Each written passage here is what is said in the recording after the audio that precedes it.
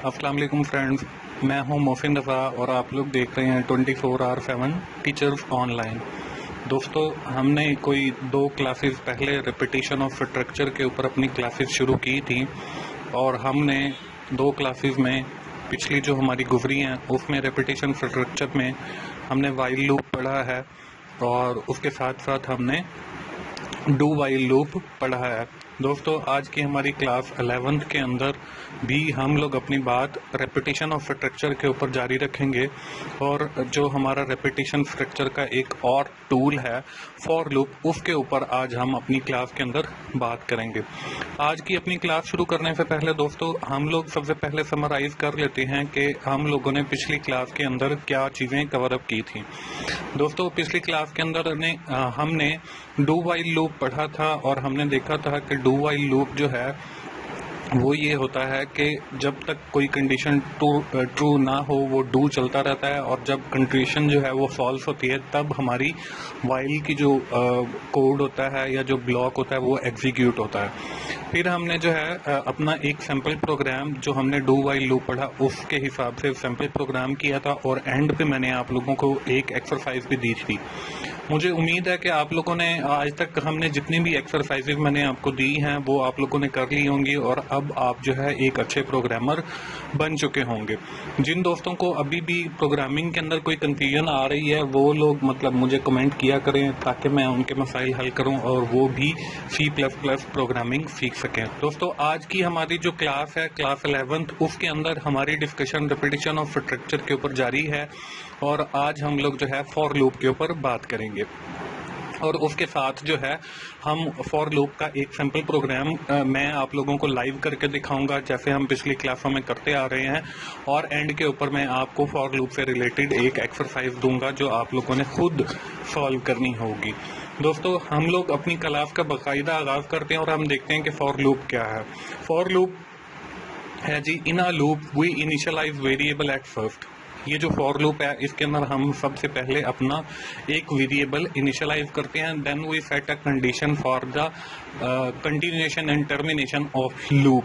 फिर हम जो है अपनी एक कंडीशन सेट करते हैं उस लूप को कंटिन्यू करने के लिए या उस लूप को टर्मिनेट करने के लिए। There are 3 things in loop structure. For loop के अंदर जो है 3 चीज़ें बहुत अहम हैं। एक है इनिशियलाइजेशन ऑफ वेरिएबल, के हमने सबसे पहले जो है वो इनिशियलाइज करना है कोई भी variable. And the second important thing in the for loop that is a continuation and termination condition. और फिर हमने फॉर लूप को बताना है कि हमारी कंटिन्यूएशन स्टेटमेंट या कंटिन्यूएशन जो टर्मिनेशन स्टेटमेंट है वो क्या होगी। And the third important thing in the for loop structure is changing the value of condition variable. और फिर हमने जो कंडीशन लगाई है सेकंड स्टेप के अंदर उसकी जो वैल्यू है वो कैसे चेंज होगी उसके, ये थर्ड हमारा इसका इंपॉर्टेंट बात होगी। Usually the increment of variable value, normally जो है हम लोग जो है उसकी वैल्यू या तो इंक्रीमेंट करते हैं या फिर हम डिक्रीमेंट करते हैं। इंक्रीमेंट से मुराद ये है कि we are adding something in the previous value और डिक्रीमेंट से मुराद ये है कि we are subtracting from the previous value. Do implement these things, C provides a loop structure known as for loop। अब C++ जो है हमें एक स्ट्रक्चर प्रोवाइड करता है for handling these 3 things, initialization plus continuation and termination and changing the value of the variable और condition. तो इसके लिए हमें C++ जो है फॉर लूप का एक स्ट्रक्चर प्रोवाइड करता है। अब फॉर लूप का जो सिंटेक्स है वो कैसे है, फॉर लूप के अंदर हम सबसे पहले लेंगे फॉर जो है वो भी हमारा एक कीवर्ड रिजर्व कीवर्ड है, मतलब इसको हम as a variable name use नहीं कर सकते। देन जो है वो हम फिर इनिशियलाइजेशन कंडीशन लिखेंगे, फिर हम कंटिन्यूएशन कंडीशन लिखेंगे और फिर इंक्रीमेंट कंडीशन लिखेंगे। ये तीनों कंडीशन जो है हमने ब्रैकेट्स के अंदर लिखनी है। जो फॉर लूप की हम ब्रैकेट लगाएंगे, सबसे पहले इनिशियलाइजेशन कंडीशन लिखेंगे, फिर हम कंटिन्यूएशन कंडीशन लिखेंगे और फिर इंक्रीमेंट कंडीशन लिखेंगे और फिर हमारे पास ब्रेसेस आ जाएंगी फॉर लूप की और देन जो है वो हम स्टेटमेंट लिखेंगे फॉर लूप के लिए जो हमारी लूप के अंदर एग्जीक्यूट होगी। दोस्तों, ये तो बात है हमारी फॉर लूप की। तो हम लोग जो है एक सैंपल प्रोग्राम कर लेते हैं जिसमें फॉर लूप जो है आप लोगों को बेहतर से समझ आ जाए। We want to write a C++ program that print the table of 2। हमने जो है C++ का एक प्रोग्राम लिखना है और जिसके अंदर हम लोग प्रिंट करेंगे 2 का table on the screen. Screen के ऊपर the program look like that. Program जो है हमारा कुछ इस तरीके से हमें जो है आउटपुट स्क्रीन के ऊपर दिखाएगा जैसे आपको यहाँ पे 2 का टेबल नजर आ रहा है।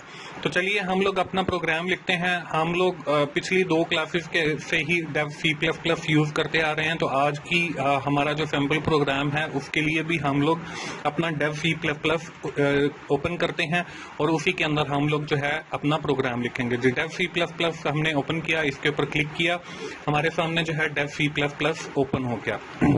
हमने फाइल के नीचे ये जो न्यू का मेन्यू दिया हुआ है यहाँ पे क्लिक करेंगे, आइकन सोर्स फाइल के ऊपर हमने क्लिक कर दिया और फिर जो है हम लोगों ने अपना प्रोग्राम लिखना शुरू करना है। और हमें पता है कि सबसे पहले हम लोग जो है अपनी जो हमारी लाइब्रेरीज हैं उनको इंक्लूड करते हैं। तो हमने लिखा इंक्लूड लिखने के बाद हम आईओ स्ट्रीम वाली सबसे पहले करते हैं। आईओ स्ट्रीम वाली हमने अपनी लाइब्रेरी इंक्लूड की। उसके बाद फिर वही यूजिंग मेन स्पेस std और फिर हम लोगों ने अपना मेन जो हमारा फंक्शन है उस मेन के फंक्शन की हमने ब्रैकेट्स लगाई और फिर उसकी ब्रेसेस लगाई। अब इस मेन के अंदर जो है हमने अपना कोड लिखना है।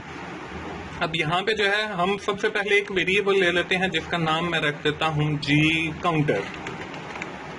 हमने एक वेरिएबल लिया, ठीक है। अब ये काउंटर वेरिएबल से हमने करना क्या है, काउंटर वेरिएबल से हमने 2 का टेबल बनाना है। अब हम अपना फॉर लूप चलाते हैं। फॉर लूप का हम सबसे पहले सिंटेक्स बना लेते हैं ताकि हमें आसानी रहे। फॉर लिखा, फॉर के बाद हमने ब्रैकेट्स लगाई और फिर हमने ब्रेसेस लगाई। अब ब्रैकेट्स के अंदर हम लोग देखते हैं हमने 3 चीजें पढ़ी हैं, एक इनिशियलाइजेशन, देन जो है कंटिन्यूएशन या टर्मिनेशन और फिर हमारी change the value of the variable. वो तीनों चीजें हमने कैसे लिखनी है जी, हमने काउंटर वेरिएबल लिया हुआ है और काउंटर वेरिएबल का हमने कहा है कि जी हमें काउंटर हमने लिखा और काउंटर को कहा कि जी इक्वल्स 1 कि जो काउंटर है वो हमारा स्टार्ट होगा 1 से और इसके बाद हमने लगाना है सेमी कॉलन ताकि ये हमारी कंडीशन एक अलग से बन जाए। और हमने सबसे पहले इसको इनिशियलाइज कर दिया। इट मींस कि we have defining the variable in the above main function and we have assign the value of that variable in the for loop structure.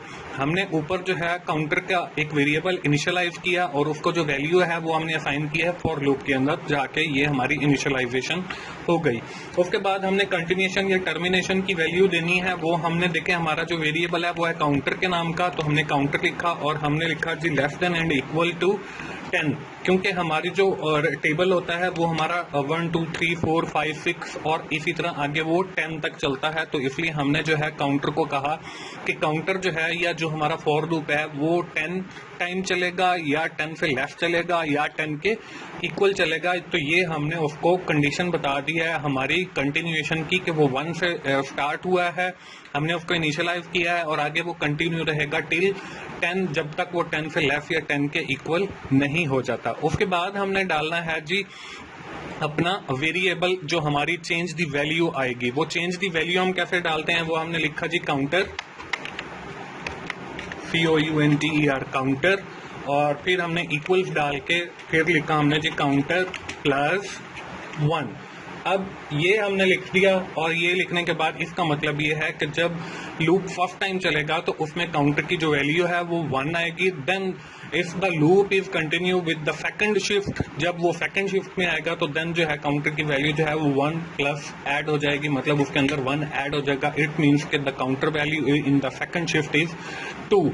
तो हमने ये पहाड़ा लिखना है। अब हम अपने जाते हैं इसकी बॉडी के अंदर जो हमने फॉर लूप अपना बनाया है, हम उसकी बॉडी में जाने के लिए जो है हम उसका आगे प्रिंट करवाएंगे जो हमने उसको प्रिंट करवाना है। तो हमने लिखा जी सी आउट लिखने के बाद लेस देन और फिर हमने प्रिंट करवाना है 2 का टेबल। तो हम सबसे पहले 2 लिखते हैं और फिर x लिखा। इसका मतलब यह है कि ये 2 जो है हमारे पास 10 टाइम रिपीट हो जाएगा जब तक इसकी वैल्यू जो है वो 10 नहीं हो जाती। इसको हम सेमीकोलन लगा के क्लोज कर देते हैं। इसके बाद हमने फिर लिखा जी सी आउट। सी आउट लिखने के बाद फिर हमने लेस देन लगाया। आप देखें 2 के बाद जो है हमारे पास आ जाता है 1, मतलब हमारे पास गिनती चलेगी 1 से लेकर 10 तक। तो हम लोग क्या करते हैं, यहाँ पे सिर्फ प्रिंट कर लेते हैं जी, हम लोग जो है काउंटर को प्रिंट करवा देते हैं, क्योंकि हमारा जो काउंटर है वो हमारा एक वेरिएबल है और वो वैल्यू उसकी चेंज होती रहेगी। काउंटर आ गया। काउंटर के बाद हम लोग देखते हैं कि टेबल के अंदर जो है वो इक्वल्स का साइन होता है। ये यहाँ पे भी हम देख लेते हैं, स्लाइड के अंदर देखें 2, और ये मल्टीप्लाई का सिंबल जो है वो हर लाइन के साथ है, तो इसलिए हमने सबसे पहले उसे प्रिंट किया। उसके बाद जो है हमारे पास 1 2 3 4 5 6 और इस तरह की जो ये वैल्यू हैं वो ये चल रही हैं, तो ये इंक्रीमेंट हो रही हैं, तो हमने काउंटर को जो है वो लिख लिया। अब काउंटर के बाद जो है हमारे पास जो है उसका आगे जो स्ट्रक्चर है वो आएगा, वो हमारे पास इक्वल्स का साइन है, तो हम फिर लिखते हैं जी सी आउट। सी आउट लिखने के बाद लेस देन और इन्वर्टेड कॉमास के अंदर हम लोग लगा देते हैं जी अपना इक्वल्स का साइन, ताकि हमें जो है वो इक्वल्स मिल जाए। ये हमने इक्वल्स लगा दिया। इक्वल्स के बाद देखें अब हमने जो है हर जो हमारा काउंटर की वैल्यू है उसके साथ हमने प्रिंट करना है, मतलब 2 multiply by 2 is equal to 1, 2 multiply by 2 then 4 आएगा। तो हमने वो वैल्यू इंक्रीमेंट करते जाना है और उसको मल्टीप्लाई करवाना है। तो वो हम कैसे करेंगे, हमने लिखा जी सी आउट। सी आउट लिखने के बाद हमने कहा जी लेस देन और फिर यहाँ पे हमने कहा 2 और उसको मल्टीप्लाई बाय काउंटर। काउंटर जो है वो हमारी गिनती है, तो ये हमारी गिनती यहाँ पे चलना स्टार्ट हो जाएगी और उसके बाद जो है हमारा ये तकरीबन ऑलमोस्ट टेबल जो है वो स्क्रीन के ऊपर प्रिंट हो जाएगा। इसके साथ ही हम सी आउट लिख के एक एंड एल लगा लेते हैं, ताकि हमारी हर लाइन अलग से प्रिंट हो। तो हम लोग इस प्रोग्राम को कंपाइल करते हैं जी। कंपाइल करने के लिए वो सबसे पहले सेव मांगता है। हमारी क्लास चल रही है जी 11th, तो हम इसका नाम भी जो है क्लास 11 रख देते हैं। हमने इसको सेव किया। सेव करने के बाद ये कंपाइल कर रहा है। कंपाइल करने के बाद हमें बताएगा कि इसमें कोई एरर है या नहीं है, तो हम अभी वेट करते हैं। इसमें देखें एरर 0 है, वार्निंग 0 है। तो हम इस प्रोग्राम को रन करते हैं। जब हमने रन किया तो हमारे सामने जो है वो 2 का टेबल जो है वो स्क्रीन के ऊपर प्रिंट हुआ हमें नजर आ रहा है। अगर जो है हम इस टेबल को चेंज करना चाहें, मतलब हम इसकी जगह पे कोई और टेबल करना चाहते हैं, तो फिर हम लोग वो भी कर सकते हैं। वो कैसे करेंगे, सिंपली आपने जाके जहां पे आपने 2 लिखा है, यहाँ पे आपने अगर हम 3 का करना चाहते हैं तो 3 आ जाएगा और फिर मल्टीप्लाई के अंदर जो है आप 3 कर दोगे, ताकि आपकी हर जो वैल्यू है वो चेंज होती रहे। आपने इसको सेव किया। हम इसको दोबारा कंपाइल करते हैं। दोबारा कंपाइल होने के बाद फिर जब हम इसको रन करेंगे तो हमारे पास स्क्रीन के ऊपर 3 का टेबल प्रिंट हो जाएगा। तो दोस्तों ये है फॉर लूप की हमारी एक खासियत। मुझे उम्मीद है कि हम लोगों ने ये जो रेपिटेशन स्ट्रक्चर पढ़ा है, वाइल लूप पढ़ा है, उसमें हमने डू वाइल लूप पढ़ा है और आज जो है हम फॉर लूप की बात कर रहे हैं, ये आप लोगों को बेहतर समझ आ गया होगा। तो आज की क्लास खत्म करने से पहले मैं आप लोगों को एक्सरसाइज दे देता हूं जी। आपने करना क्या है, write a C++ program in which you write and print a table in your own choice. आपने भी एक टेबल प्रिंट करना है और वो आपने अपनी मर्जी से जो आपको बेहतर लगता है वो प्रिंट कीजिए, बट ऑन दैट कंडीशन के you have the get the table value from the user and the result of the table print on the screen. और हमने जो है वो जो रिजल्ट है टेबल का वो हमने स्क्रीन के ऊपर प्रिंट करना है। मैंने जो प्रोग्राम लिखा है उसमें हमने बाय डिफॉल्ट 2 की वैल्यू डाली और 2 का टेबल प्रिंट हो गया, 3 की डाली 3 प्रिंट हो गया। आप लोगों ने क्या करना है, आपने एक वेरिएबल लेना है और उसमें यूजर से इनपुट करवाना है जो वो वैल्यू इनपुट आपको करके देगा। फॉर एग्जाम्पल आप उसे बता देंगे कि you have enter the value from 2 to 10, कि आप 2 से लेकर 10 तक की वैल्यू या 20 तक की वैल्यू एंटर करें, और जो यूजर वो वैल्यू एंटर करेगा वो आपने एक वेरिएबल में स्टोर रखनी है और उसके से आपने आगे टेबल प्रिंट करना है। हिंट मैंने आपको दे दिया है। आप लोग जाइए अपनी एक्सरसाइज C++ ओपन कीजिए और कोड कीजिए और देखिए कि आप ये कोड कर पाते हैं या नहीं, और अगली क्लास में मुझे आके बताइए।